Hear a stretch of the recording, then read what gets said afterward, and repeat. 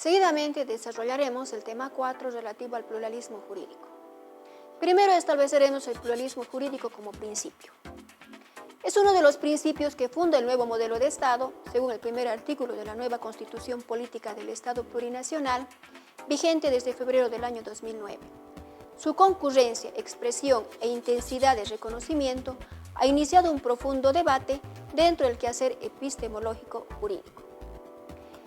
Como concepto podemos indicar que el pluralismo jurídico es la coexistencia de varios sistemas de regulación de acción social, así como de varios sistemas de resolución de conflictos en sus diferentes niveles sociales. Entenderemos por resolución de conflictos a todo aquel sistema integral que busca transformar los conflictos a un estado constructivo, para lo cual trabaja las causas estructurales que lo generan para poder establecer una convivencia pacífica. Tipos de pluralismo jurídico. Tenemos el de tipo vertical, que se basa en la existencia de diferentes niveles jurídicos ordenados jerárquicamente, tal como conocemos en nuestro sistema judicial. También tenemos el pluralismo jurídico de tipo horizontal, que se basa en la interrelación entre organizaciones o subgrupos, subculturas. Normalmente es concebida como la teoría de los campos sociales semiautónomos. ¿Cuáles son las connotaciones del pluralismo jurídico? Los derechos de los individuos aparecen entonces como atributos de un Estado-nación, que representa una sociedad homogénea en su conjunto. Ante este panorama, el pluralismo jurídico nos permite comprender que en la sociedad tenemos distintas formas de normatividad social, desde las tradicionales, la oral, que operan en las comunidades indígenas y especialmente aquellas referidas al sistema de organización y cambio de autoridades, hasta las otras de comercio, que es el trueque o simple interrelación social. Por otra parte, no toda ley estatal es jurídica, ni la ley es igual a derecho. Esto es, el criterio central para entender el problema del pluralismo. Lo jurídico no se reduce a la ley estatal, sino a un campo adyacente a la ley. Pertenece a lo jurídico estatal también todo aquello que no es estatal, pero que concierne al jurista en cuanto profesional del derecho. Dicho concepto introduce una perspectiva descentralizadora y antidogmática de los derechos que aboga por la supremacía de los fundamentos ético-políticos, sociológicos, sobre los criterios técnicos, formales propios del positivismo jurídico. Por otra parte, la constitucionalización y aceptación del pluralismo jurídico y la interculturalidad en Bolivia no solo es un imperativo moral únicamente antropológico y discursivo, es sobre todo un imperativo categórico, ontológico de existencia con este tiempo y con este espacio. Con base en el concepto de derecho, en su sentido social, se puede pasar a definir pluralismo jurídico en sus varias formas. Hay que distinguir, por una parte, el pluralismo jurídico social y el formal. Dentro del último se distinguen dos tipos, el unitario y el igualitario. Dentro del pluralismo jurídico formal, André Hoekema establece una diferenciación entre el pluralismo jurídico formal de tipo unitario, que es referido al reconocimiento jurídico unilateral por parte del Estado de diferentes sistemas de derecho, reservándose el ámbito de aplicación y la legitimidad del derecho reconocido, asumiendo una situación accesoria al derecho estatal. Modelos de pluralismo jurídico. Tenemos la legitimidad de otros sistemas jurídicos sin reservarse ningún derecho, incluida la validez de sus normas de forma independiente. Tenemos el pluralismo jurídico formal de tipo igualitario, en el cual el derecho oficial reconoce la aplicación y la legitimidad de otros sistemas jurídicos, sin reservarse ningún derecho, incluida la validez de sus normas de forma independiente. La situación mencionada, en la que se reconoce al pluralismo jurídico unitario, meramente es un papel complementario al derecho consuetudinario. Cae bajo esta categoría también la posibilidad de aplicación, sea excepcional o regular, por autoridades de afuera, de ciertas normas y costumbres indígenas en materias de carácter familiar y patrimonial. En delitos menores, normalmente depende de la indulgencia de determinadas leyes o actitudes especiales que tomen en consideración una parte de la cultura local en algunos ámbitos. Aquí se manifiesta un pluralismo jurídico débil, es decir, el pluralismo jurídico unitario. Bajo el diseño constitucional, el pluralismo jurídico parte de la igual jerarquía entre sistemas jurídicos y por ende constitucionalmente nos encontramos en el ámbito de un pluralismo jurídico igualitario que, sin embargo, se reconfigura y reconceptualiza. Ahora veremos el modelo de pluralismo jurídico diseñado en la Constitución Política del Estado y sus principios. A partir de su relacionamiento, de su diferencia y la querella discursiva que se inaugura fundamentalmente en el Tribunal Constitucional Plurinacional, pues este órgano, al efectuar el control de constitucionalidad, interpreta la ley fundamental y los derechos y garantías constitucionales, articulando el modelo de justicia plural, obviamente diseñado por la Constitución Política del Estado Plurinacional. El fundamento del pluralismo jurídico a través, obviamente, de la Constitución Política del Estado ya no radica solamente en la diversidad cultural, que también es recuperada a través del principio de la interculturalidad, sino sobre todo en el reconocimiento del derecho de los pueblos indígenas originarios o libre determinación de estos pueblos indígenas. Los principios y valores supremos son ideales de una comunidad que decide constituir como los máximos objetivos a desarrollar, por el ordenamiento jurídico donde se sintetiza la finalidad donde se quiere llegar en lo ético-moral. Empero, estos principios y valores están versados en el capítulo 2 de nuestra norma fundamental. Los principios de la justicia plurinacional está contenida en la Constitución Política del Estado en su artículo 8.1. Así tenemos principios que derivan del carácter comunitario del Estado, principios ético-morales como amaquilla, amayuya, amasúa, no seas flojo, no seas mentiroso, no seas ladrón, sumacamaña, vivir bien, ñandereco, vida armoniosa, tecocabi, vida buena, y Bimaraí, tierra sin mal, y Capanán, camino o vida noble. Por otra parte, el artículo 8.2 de la Constitución Política del Estado, en su párrafo 2, nos señala que el Estado se sustenta en los valores de unidad, igualdad, inclusión, dignidad, libertad, solidaridad, reciprocidad, respeto, complementariedad, armonía, transparencia, equilibrio, igualdad de oportunidades, equidad social y de género, en la participación, bienestar común, responsabilidad, justicia social, distribución y redistribución de los productos y bienes sociales para vivir bien. A fin de afianzar la justicia imparcial y justa, se debe dar aplicación al principio ético-moral superior Amayuya, principios que se complementan en igualdad jerárquica y que implican un actuar de las autoridades sin cometer exageraciones, mismo que se relacionan directamente con el principio del derecho aymara sumacamaña, que es un vivir equilibrado. La interculturalidad, teorías y su repercusión en el modelo del pluralismo jurídico diseñado en la Constitución Política del Estado Plurinacional.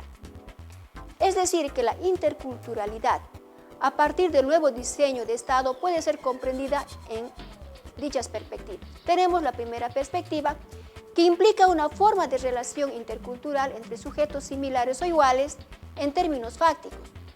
Esa relación intercultural entre la similitud e igualdad radica en lo más sustantivo de la civilización, cosmovisión, historia y territorio, porque la interculturalidad se materializa cuando los sujetos interculturales comparten o son comunes en sus matices civilizatorias, porque tienen en común sus propias formas o maneras de ver el mundo, cosmovisión, tienen historias comunes y finalmente comparten ancestralmente el espacio territorial desde donde han resistido a la colonia.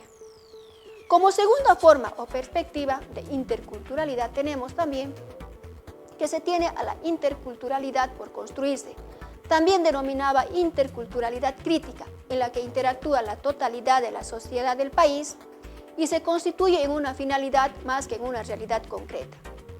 De ahí que se proponen quiebres, roturas y replanteamientos debido a que la mayoría de la sociedad es portadora de la cultura occidental y colonial, no por culpa de ellos mismos, sino como herencia de muchos siglos.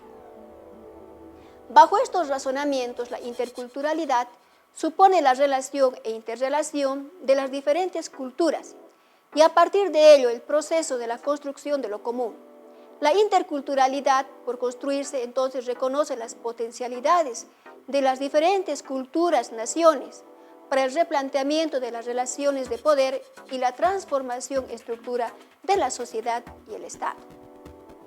El carácter intercultural del Estado boliviano está reconocido por el propio artículo 1 de la Constitución, Por otra parte, entre los fines y funciones del Estado, se consagra el de fomentar el respeto mutuo, el diálogo intracultural, intercultural y plurilingüe, establecido en el artículo 9.2 de la Constitución. A ello se añade la Declaración de Bolivia como Estado pacifista, que promueve la interculturalidad, artículo 10, parágrafo 1, y entre otros artículos se reconoce a la interculturalidad como principio de la potestad de impartir justicia, establecido en el artículo 178 de la norma constitucional. Por otra parte, el pluralismo jurídico igualitario constitucionalmente exige un reconocimiento en el cual, de acuerdo a lo señalado por Joequema, el derecho oficial no se reserva la facultad de determinar unilateralmente la legitimidad y el ámbito de los demás sistemas de derechos reconocidos, toda vez que son los propios pueblos indígenas quienes en el ámbito de su autodeterminación, sin injerencia estatal, establecen sus normas, procedimientos e instituciones, existiendo por tanto una autodefinición subjetiva de lo que es el derecho indígena y el reconocimiento por parte del Estado de la validez e igualdad de los diferentes sistemas normativos. Vinculación del sistema jurídico indígena. En ese marco, el sistema jurídico indígena no solo está vinculado al ejercicio de la jurisdicción indígena originario campesina, como ha sido denominado en la Constitución Política del Estado, sino al conjunto de normas de los pueblos indígenas vinculadas a su organización, su procedimiento, sus autoridades, la forma en que resuelven sus conflictos, etc. Por tanto, no es posible sostener que el pluralismo jurídico involucra únicamente a la forma en que resuelven sus conflictos, sino de manera integral, como un todo por el que organizan su vida en comunidad. Por otra parte, el pluralismo jurídico diseñado en nuestra Constitución va más allá de la inicial definición de este como coexistencia de sistemas jurídicos dentro de un Estado, pues a partir del principio de igualdad de sistemas jurídicos se propugna, por una parte, el relacionamiento permanente entre la jurisdicción originaria campesina, la ordinaria y la agroambiental, y por otra parte la participación de las naciones y pueblos indígenas originarios en la interpretación de la Constitución, de los derechos y garantías constitucionales, cuya presencia es fundamental para la resignificación y reinterpretación del derecho. De ahí la relevancia de la presencia de los representantes del sistema indígena originario campesino en el Tribunal Constitucional Plurinacional. Los sistemas jurídicos indígenas originarios y la ordinaria se relacionan a partir de su diferencia, generando instituciones, espacio y procesos de interacción e interpenetración que permitirán la construcción de un sistema jurídico plural. Ahora veremos el ejercicio de los sistemas jurídicos de los pueblos indígenas en el bloque de constitucionalidad. Para la comprensión del ámbito de alcance de la jurisdicción indígena originario campesino, es necesario conocer el concepto de pueblos indígenas, eje central a partir del cual se derivan las políticas de reconocimiento histórico de sus derechos. Esta nueva categoría es reconocida en normas internacionales como el Convenio 169 de la OIT y la Declaración de las Naciones Unidas sobre los Derechos de los Pueblos Indígenas. ¿Qué se entiende por pueblos indígenas? Puede ser definido como aquellos grupos humanos que tienen una continuidad histórica con las sociedades anteriores a la invasión colonial, vista como colonización o establecimiento de las actuales fronteras estatales. Por consiguiente, se considera indígena a todo ser humano que se autoidentifica como indígena y que es reconocido y aceptado como tal por el resto del grupo. El Convenio 169 de la Organización Internacional del Trabajo, ratificado por Bolivia, forma parte del bloque de constitucionalidad, porque además de ser un convenio sobre derechos humanos, su objetivo es proteger en países del mundo la efectiva aplicación y respeto de los derechos fundamentales de las personas, asumiendo políticas tendientes a evitar la discriminación de los pueblos indígenas y tribales para que puedan gozar en forma efectiva de los derechos humanos consagrados para toda la humanidad.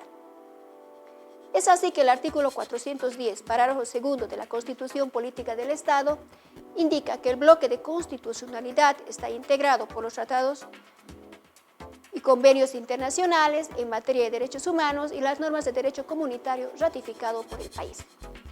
En el caso boliviano, se entiende por bloque de constitucionalidad a la integración constitucional de las reglas, principios y valores en relación a los derechos y garantías de las personas naturales o jurídicas preceptuados en las declaraciones y los tratados internacionales en materia de derechos humanos, las normas de derecho internacional humanitario y el derecho comunitario, obviamente necesariamente ratificados o adheridos por el procedimiento constitucional como las decisiones emitidas por las instituciones supranacionales.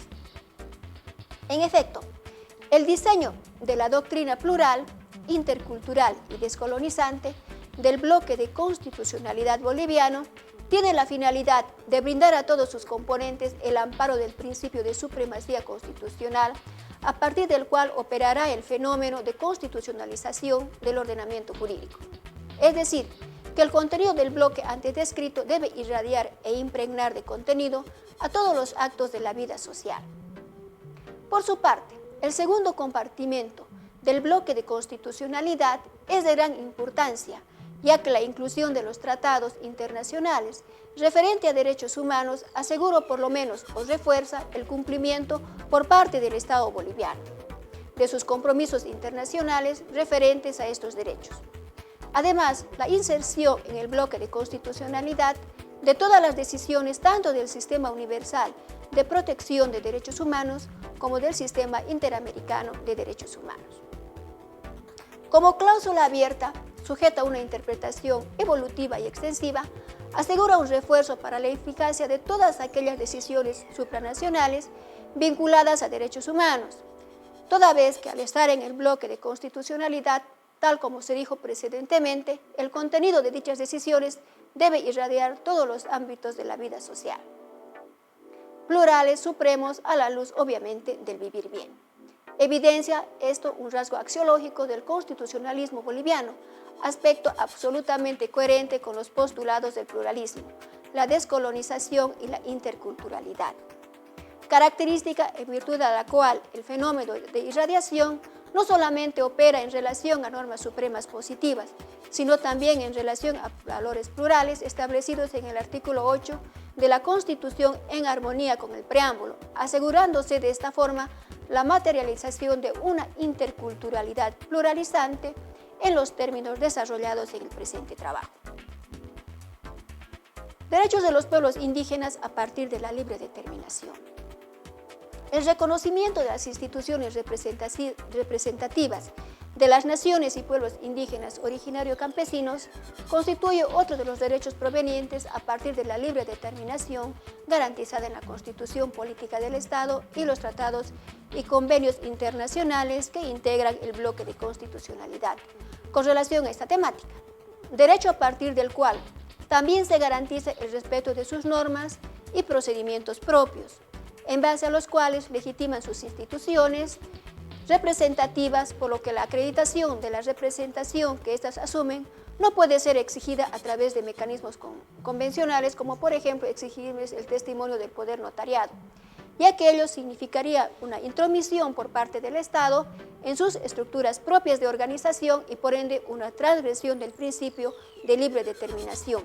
Más aún, cuando el ejercicio de esta representación se activa para acudir a la justicia constitucional en resguardo de sus derechos colectivos.